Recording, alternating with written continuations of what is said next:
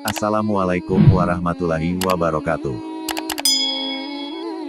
Wahai para orang tua yang begitu ikhlas berjuang, engkau sudah betul-betul mengamalkan perintah Allah Ta'ala dalam surah An-Nisa ayat 9.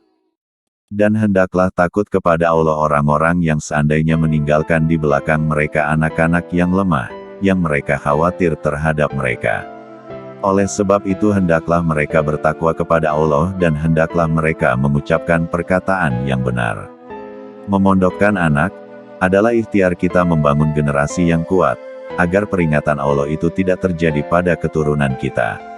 Saat kita pergi meninggalkan dunia, nauzubillah kita meninggalkan generasi yang lemah iman, lemah akhlak, lemah ilmu, lemah ekonomi dan lemah lainnya. Generasi-generasi yang tak mampu menjadi pembela buat orang tuanya, agamanya, bangsanya. Pembela di dunia lebih-lebih di akhiratnya Allah. Generasi yang lemah hanya akan menyiksa batin orang tuanya di dunia, membuat merintih orang tuanya ketika ajal datang, sebab bukan lantunan doa yang dihaturkan justru pertikaian atas nama perebutan harta orang tuanya yang padahal jenazahnya masih ada di hadapan anak-anak itu. Apalagi di akhiratnya Allah, jangan membawa ke surga. Anak-anak itu akan menuntut dan menyeret orang tuanya ke nerakanya Gusti Allah. Namun sebaliknya, berkat kegigihan bapak ibu memondokkan anak, sebagai ikhtiar menguatkan generasi maka tangis demi tangis bahagia akan mewarnai kehidupan bapak ibunya. Ada haru bahagia saat mereka lulus dan wisuda di pesantren yang begitu membuat hati besar dan lega. Bahagia sebab pendidikan pesantren membuat mereka menjadikan bapak ibunya raja dan ratu bagi mereka. Hati orang tua mana yang tak meleleh saat anaknya bersimpuh di pangkuannya seraya berdoa di tiap waktunya demi kesehatan dan panjang umur orang tuanya. Begitupun saat kita berpulang, masing-masing dari anak-anak yang soleh tersebut berjajar bersahut membaca Al-Quran. Tiada ustadz yang datang memandikan dan memimpin sholat jenazah kita. Sebab mereka anak-anak yang soleh hadir di sana memandikan jenazah kita, memimpin sholat jenazah kita dan turun mengazani kita untuk terakhir kali. Dapat dipastikan wahai para bapak dan ibu yang memondokkan anaknya di pesantren.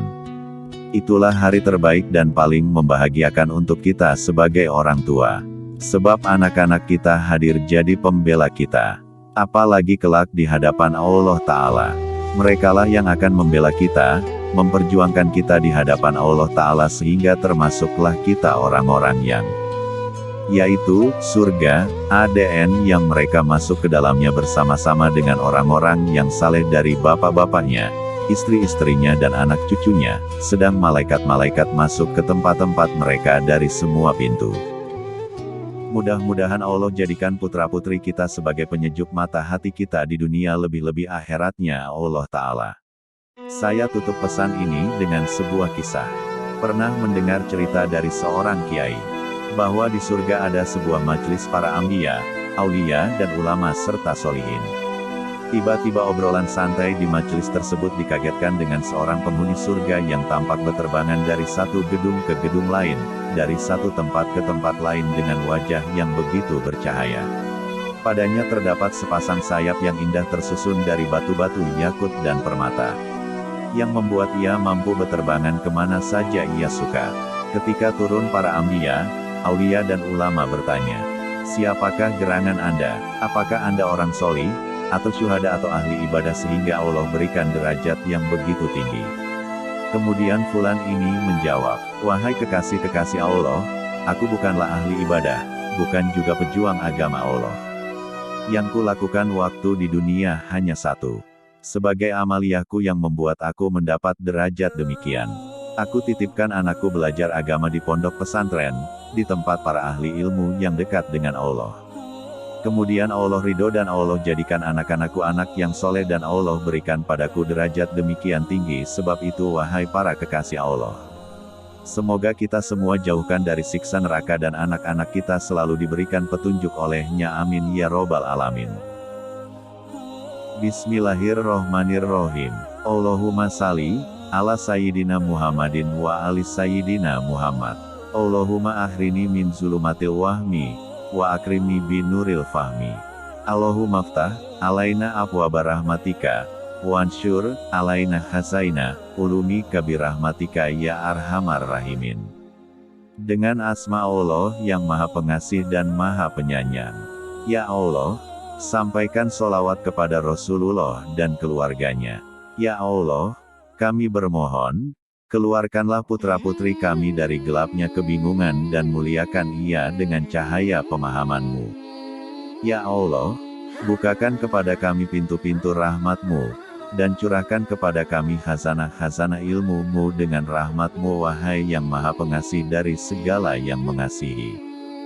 Ya Rob, berikanlah ketenangan kepada kami dan pada diri anak kami, dalam menghadapi satu tahapan penting dalam kehidupannya, menuntut ilmu-Mu. Kuatkan tubuh anak kami, hindarkan ia dari segala sakit dan mara bahaya. Dan jauhkan hamba-Mu ini dari perilaku yang membuat buah hati kami sakit. Sakit fisiknya, atau sakit hatinya. Ya Allah, ampuni dosa dan kesalahan hamba yang dapat membebani anak-anak kami dengan perintah-perintah kami padahal sudah lelah pundak anak-anak kami memanggul bebannya dalam menuntut ilmu. Jauhkan kami dari membebani anak kami dengan makian-makian dan kemarahan karena yang mereka sekarang butuh ceria, canda dan tawa. MTS Sudirman Boarding School adalah sekolah yang beralamat di Dusun Wawarlor RT 4 RW 4 Bedono Jambu, yang sudah 52 tahun secara garis besar mencetak generasi penerus bangsa dan agama.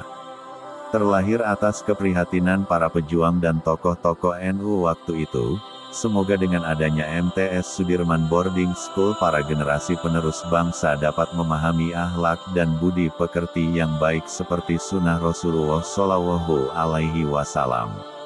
Amin ya robbal alamin. Wassalamualaikum warahmatullahi wabarakatuh. Nyantri berkah biaya murah. MTS Sudirman Boarding School Bedono Jambu.